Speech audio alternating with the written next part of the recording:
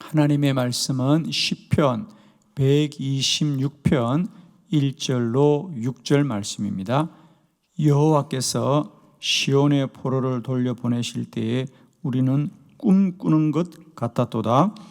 그때에 우리 입에는 웃음이 가득하고 우리 혀에는 찬양이 찼었도다. 그때에 문나라 가운데서 말하기를 여호와께서 그들을 위하여 큰 일을 행하셨다 하였도다.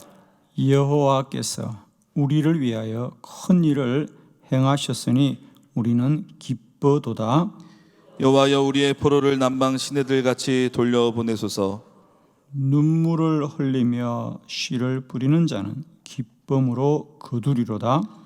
울며 씨를 뿌리러 나가는 자는 반드시 기쁨으로 그 곡식단을 가지고 돌아오리로다. 아멘. 예, 오늘 이 본문의 말씀으로 울며 씨를 뿌리는 자가 기쁨으로 거두리로다. 오늘도 이런 주의 말씀들이 우리 안에 그대로 이루어지고 누려지고 고백되고 간증되기를 축원합니다. 오늘 시편 126편의 말씀은 이스라엘 백성들이 바벨론의 포로로부터 노임받고 하나님이 과연 우리 가운데 어떻게 함께 하시는 하나님인가. 특별히 거기 보면 1절에 여호와께서 시온의 포로를 돌려보내실 때에 우리는 꿈꾸는 것 같았도다. 우리가 70년 바벨론의 그 포로 가운데 사실 나라를 70년 동안 우리가 잃어버린다는 것은 다시 그 나라를 되찾겠다 이런 생각이 들겠습니까? 우리나라도 일제 36년만 식민지를 살아도 이제 우리는 영원히 일본의 식민지가 되는 줄 알고 말도 바꾸고 이름도 바꾸고 그렇게 살 수밖에 없었는데 70년이라면 이미 이 나라는 영원히 멸망했겠다라고 생각할 수밖에 없습니다. 그런데 하나님이 그 백성을 구원하실 때 오늘 그들은 고백합니다. 하나님이 우리를 구원하시는 것을 생각할 때 우리는 꿈을 꾸는 것 같았다. 그래요. 오늘도 하나님은 그렇게 일하시는 여호와시다. 사랑하는 성도 여러분, 인간의 절망이 아무리 깊어도 하나님은 언제나 그 절망을 희망으로 바꾸는 하나님이시다. 하나님은 능치 못함이 없으신 여호와시다. 마치 농부가 울며 씨를 뿌린다 그래요.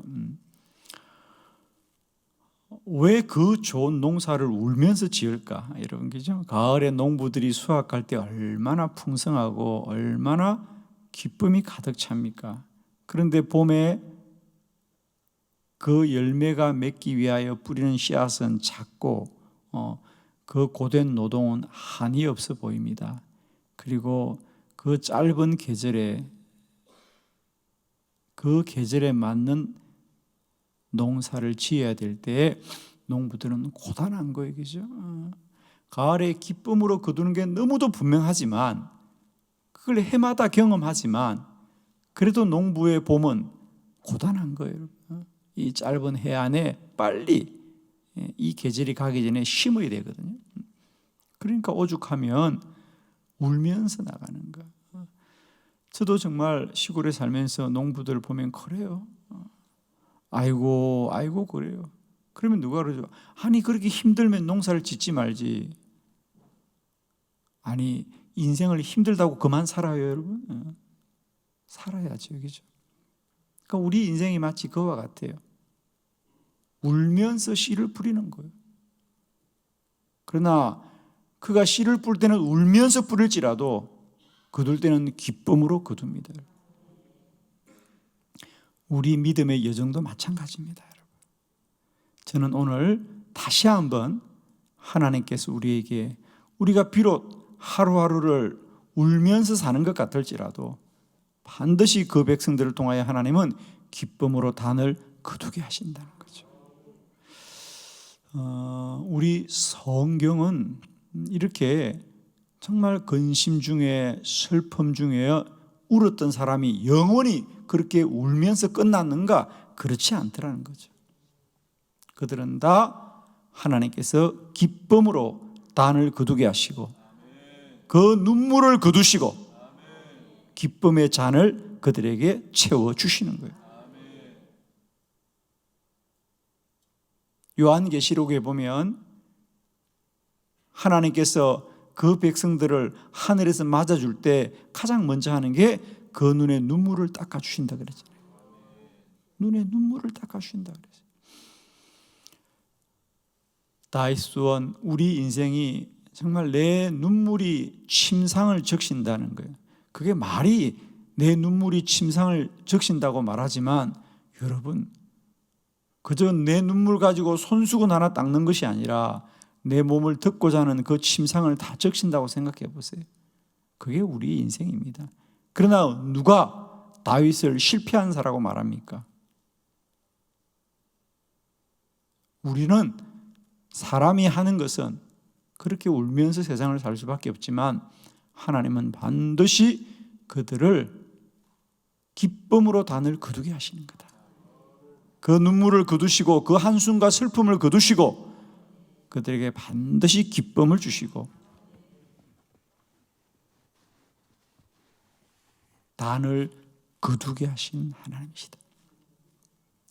우리 성경은 시대마다 사람들마다 그들을 통하여 하나님이 어떻게 꿈꾸는 것 같은 놀라운 일을 행하시는지를 말씀하고 있는데 저는 이 새벽에 우리가 그런 주의 말씀을 다시 한번 깨닫고 우리도 어쩌면 여러분도 오늘 아침에 일어나면서도 한날을 맞이하는 게 기쁘고 또 감사하기보다는 오늘 한날도 어떻게 살아야 되나 염려와 근심이 있는 분들이 분명히 있을 겁니다. 사랑하는 성도 여러분, 우리의 인생 또한 울며 나가 씨를 뿌리는 것 같아도 반드시 때가 되면 기쁨으로 단을 거둘 것을 믿으시고 오늘도 기쁨과 감사, 영광 중에 한날을 달려가는 저와 여러분 되기를 축복합니다. 오늘 저는 세 사람을 여러분에게 소개합니다. 첫 번째 한나입니다. 자, 사무엘상 1장 10절의 말씀을 우리 함께 먼저 합독해 봅니다. 시작. 한나가 마음이 괴로워서 여호와께 기도하고 통곡하며 아멘. 아멘. 사무엘의 어머니 한나입니다. 마음이 괴롭고 그래서 기도도 그냥 못합니다. 통곡한다는 것은 큰 소리로 울었다 그 말 아닙니까? 그죠? 이런 여인에게 어떤 희망이 있겠는가? 그죠? 그는 아이를 갖지 못하였어. 그죠? 아이를 갖지 못하였어. 그렇게 울면서 그래요. 세상에 다른 것도 아니고 뭐 돈을 갖지 못하는 것도 아니고 좋은 옷을 입지 못하는 것도 아니고 아이를 갖지 못한다. 그것은 여인의 힘으로 어떻게 할 수 있는 일이 아니잖아요. 그죠?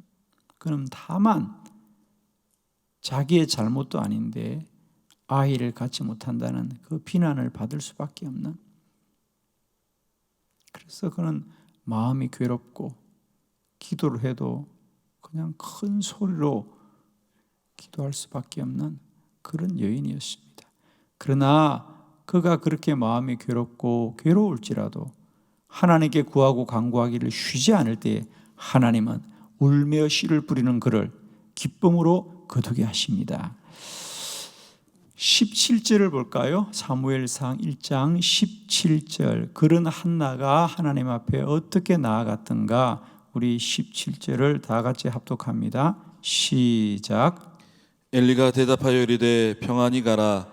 이스라엘의 하나님이 내가 기도하여 구한 것을 허락하시기를 원하노라 하니. 아멘. 그래서 그가 기도가 응답이 될 때 하나님께서 엘리가 그 기도를 보고 하나님이 허락하기를 원한다라고 할 때 18절 그에게 과연 어떤 일이 일어났던가. 시작. 이르되 당신의 여종이 당신께 은혜 있기를 원하나이다 하고 가서 먹고 얼굴에는 다시는 근심 빛이 없더라. 아멘. 아멘. 다시는 그 얼굴에 근심의 빛이 없더라 그래요. 마음이 괴로웠던 그가 하나님께 구하고 간구하고 하나님이 그 마음에 평안을 주시자 다시는 근심의 빛이 없더라. 오늘 하루 저와 여러분의 얼굴에 이런 역사가 있기를 원합니다. 다시는 그 얼굴에 근심의 빛이 없더라. 여러분, 우리가 오늘 한 날도 부르짖고 간구하는 자에게 하나님이 이런 은혜를 베푸시기를 축원합니다. 여러분, 우리가 얼굴을 웃고 싶다고 울겠습니까? 하나님이 그 안에 평안과 은혜를 주셔야만이 우리가 그리 될 줄로 믿습니다. 오늘도 한나처럼 우리가 마음이 괴롭고 통곡할 수밖에 없는 인생일지라도 하나님 앞에 구하고 간구하기를 쉬지 않으면 하나님은 반드시 한나와 같은 놀라운 꿈 꾸는 것 같은 은혜를 오늘도 저와 여러분에게 베푸실 줄로 믿습니다. 두 번째, 이스라엘 백성들이죠. 에스더 4장 3절 말씀 다 같이 합독합니다. 시작.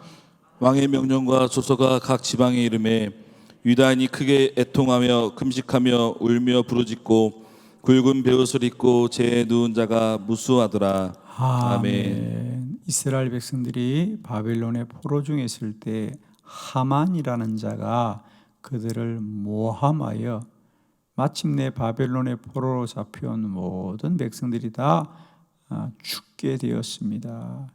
그러자 그 연약한 식민지 백성들이 할 수 있는 것이란 아무것도 없죠. 오직 오늘 성경에 보니까 그들은 다 애통하며 금식하며 울부짖고 주님 앞에 부르짖더라 그랬어요. 아무것도 할 수 없죠.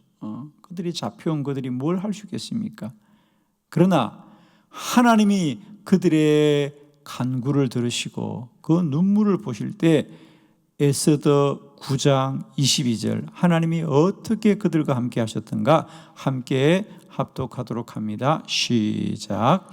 이달 이날에 유다인들이 대적에게서 벗어나서 평안함을 얻어 슬픔이 변하여 기쁨이 되고 애통이 변하여 길한 날이 되었으니 이 두 날을 지켜 잔치를 베풀고 즐기며 서로 예물을 주며 가난한 자를 구제하라 하매. 아멘. 하나님이 그 고통 중에 있는 그들에게 하나님이 함께 하시자 그 애통함과 그 슬픔이 기쁨이 되더라. 오늘 거기 보니까 특별히 하나님이 그들에게 슬픔이 변하여 기쁨이 되고 애통이 변하여 길한 날이 되더라. 좋은 날이 되더라. 그래서 그때부터 이스라엘 백성들은 그날을 오래오래 절기로 지켰다는 거 아니겠습니까?